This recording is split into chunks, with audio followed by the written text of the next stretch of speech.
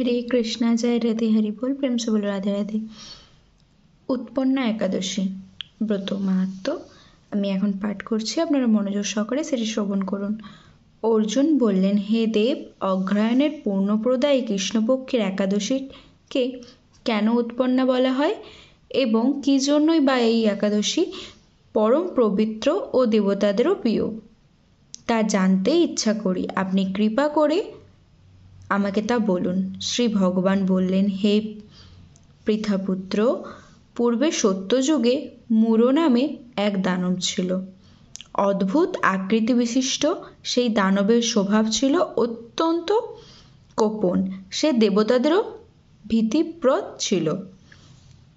যুদ্ধে দেবতাদের এমনকি স্বর্গরাজ ইন্দ্রকে পর্যন্ত পরাজিত করে স্বর্গ থেকে বিতাড়িত করেছিল। এইভাবে দেবতারা পৃথিবীতে বিচরণ করতে বাধ্য হয়েছিল। তখন দেবতারা মহাদেবের কাছে গিয়ে নিজেদের সমস্ত দুঃখ সবিস্তারে জানালেন। শুনে মহাদেব বললেন, হে দেবরাজ, যেখানে শরণাগত বৎসল জগন্নাথ গরুধ্বজ বিরাজ করছেন, তোমরা সেখানে যাও। তিনি আশ্রিতদের পরিত্রাণকারী, তিনি নিশ্চয়ই তোমাদের মঙ্গল বিধান করবেন। দেবাদিদেবের কথা মতোই দেবরাজ ইন্দ্র দেবতাদের নিয়ে ক্ষীর সমুদ্রের তীরে গমন করলেন। জলশায়িত বিষ্ণুলোকে দর্শন করে দেবতারা হাত জোড় করে তার স্তব করতে লাগলেন। স্তুতির মাধ্যমে নিজ নিজ দৈন্য ও দুঃখের কথা তারা ভগবানকে জানালেন। ইন্দ্রের কথা শুনে ভগবান নারায়ণ বললেন, হে ইন্দ্র, সেই মূঢ় দানব কী রকম, সে কেমন শক্তিশালী তা আমায় বলো। ইন্দ্র বললেন, হে ভগবান, প্রাচীনকালে ব্রহ্মবংশে তালজঙ্ঘা নামে এক অতি পরাক্রমী অসুর ছিল। তারই পুত্র সেই মূঢ় অত্যন্ত বলশালী, ভীষণ উৎকট ও দেবতাদেরও ভয় উৎপাদনকারী। সে চন্দ্রাবতী নামে এক পুরীতে সে বাস করে। স্বর্গ থেকে আমাদের বিতাড়িত করে তার স্বজাতি কাউকে রাজা, কাউকে অন্যান্য দিকপাল রূপে প্রতিষ্ঠিত করে এখন সে দেবলোক সম্পূর্ণ অধিকার করেছে। তার প্রবল প্রতাপে আজ আমরা পৃথিবীতে বিচরণ করছি। ইন্দ্রের কথা শুনে ভগবান দেবদ্রোহীদের প্রতি অত্যন্ত ক্রোধান্বিত হলেন। তিনি দেবতাদের সঙ্গে চন্দ্রাবতী পুরীতে গেলেন। সেই দৈত্যরাজ শ্রী নারায়ণকে দর্শন করে পুনঃ পুনঃ গর্জন করতে লাগলো। দেবতা ও অসুরের মধ্যে তুমুল যুদ্ধ শুরু হয়ে গেল। যুদ্ধ দেবতারা পরাজিত হয়ে এদিক ওদিক পালিয়ে গেল। তখন যুদ্ধক্ষেত্রে শ্রী নারায়ণকে একা দেখে সেই দানব তাকেও দাঁড়াও দাঁড়াও বলতে লাগলো। শ্রী ভগবানও ক্রোধে গর্জন করে বললেন, রে দুরাচার দানব, আমার বাহুবল দেখো। এই বলে অসুরপক্ষীয় সমস্ত যোদ্ধাদের দিব্য বাণের আঘাতে নিহত করতে লাগলেন। তখন তারা প্রাণভয়ে নানা দিকে পালাতে লাগলো। সেই সময় নারায়ণ দৈত্য সৈন্যদের মধ্যে সুদর্শন চক্র নিক্ষেপ করলেন। ফলে সমস্ত সৈন্য ধ্বংসপ্রাপ্ত হল। একমাত্র মূঢ় অসুরই জীবিত ছিল। সে যুদ্ধে নারায়ণকেও পরাজিত করল। তখন নারায়ণ দৈত্যের সাথে বাহুযুদ্ধে লিপ্ত হলেন। এইভাবে দেবতাদের হিসাবে 1000 বছর যুদ্ধ করেও ভগবান তাকে পরাজিত করতে পারলেন না।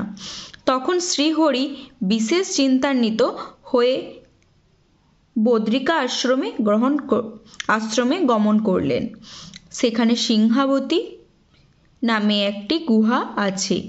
এই গুহাটি 1 দ্বার বিশিষ্ট এবং 12 যোজন অর্থাৎ 86 মাইল বিস্তৃত। ভগবান বিষ্ণু সেই গুহার মধ্যে শয়ন করলেন। সেই দৈত্য তার পিছন পিছন ধাবিত হয়ে গুহার ভিতর প্রবেশ করল। সে বিষ্ণুকে নিদ্রিত বুঝতে পারল। অত্যন্ত আনন্দিত হয়ে ভাবতে লাগলো, আমার সাথে যুদ্ধে পরাজিত হয়ে বিষ্ণু এখানে গোপনে শুয়ে আছে। এখন আমি তাকে অবশ্যই বধ করব। দানবের এই রকম চিন্তার সঙ্গে সঙ্গে শ্রী বিষ্ণুর শরীর থেকে একটি কন্যা উৎপন্ন হলো। এই কন্যাই উৎপন্না একাদশী। তিনি রূপবতী, সৌভাগ্যশালিনী, দিব্য অস্ত্র শস্ত্রধারিণী ও বিষ্ণু তেজ সম্ভূতা বলে মহাপরাক্রমশালী ছিলেন। দৈত্যরাজ সেই স্ত্রী রূপিণী দেবীর সাথে তুমুল যুদ্ধ শুরু করলেন। কিছুকাল যুদ্ধের পর দেবীর দিব্য তেজে অসুর ভস্মীভূত হয়ে গেল। তারপর বিষ্ণু জেগে উঠে সেই ভস্মীভূত দানবকে দেখে বিস্মিত হলেন। এক দিব্য কন্যাকে তার পাশে হাত জোড় করে দাঁড়িয়ে থাকতে দেখলেন। বিষ্ণু বললেন, হে মহাপরাক্রান্তা উগ্রমূর্তি, এই মূঢ়দানবকে কে বধ করল? যিনি একে হত্যা করেছে তিনি নিশ্চয়ই প্রশংসনীয় কর্ম করেছে। সেই কন্যা বললেন, হে প্রভু, আমি আপনার শরীর থেকে উৎপন্ন হয়েছি। আপনি যখন ঘুমিয়েছিলেন তখন এই দানব আপনাকে বধ করতে চেয়েছিল। তা দেখে আমি তাকে বধ করেছি। আপনাদের কৃপাতেই আমি তাকে বধ করতে পেরেছি। একথা শুনে ভগবান বললেন, আমার পরাশক্তি তুমি একাদশীতে উৎপন্ন হয়েছ, তাই তোমার নাম হবে একাদশী। আমি এই ত্রিলোকে দেবতা ও ঋষিদের অনেক বর প্রদান করেছি। হে ভদ্রেই, তুমিও তোমার মন মতো বর প্রার্থনা করো, আমি তোমাকে তা প্রদান করব।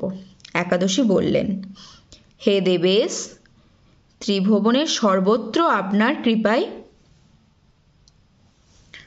সর্ববিঘ্ন নাশিনী সর্বদায়িনী রূপে যেন পরম পূজ্য হতে পারি, এ বিধান করুন। আপনার প্রতি ভক্তিবশত যারা শ্রদ্ধা সহকারে এই ব্রত উপবাস করবে তাদের সর্বসিদ্ধি লাভ হবে, এই বর প্রদান করুন।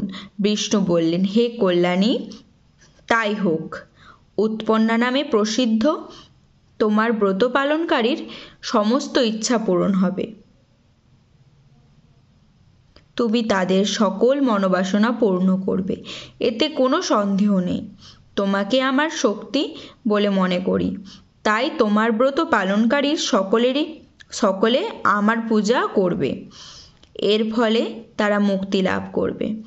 তুমি হরিপ্রিয়া নামে জগতে বিখ্যাত হবে।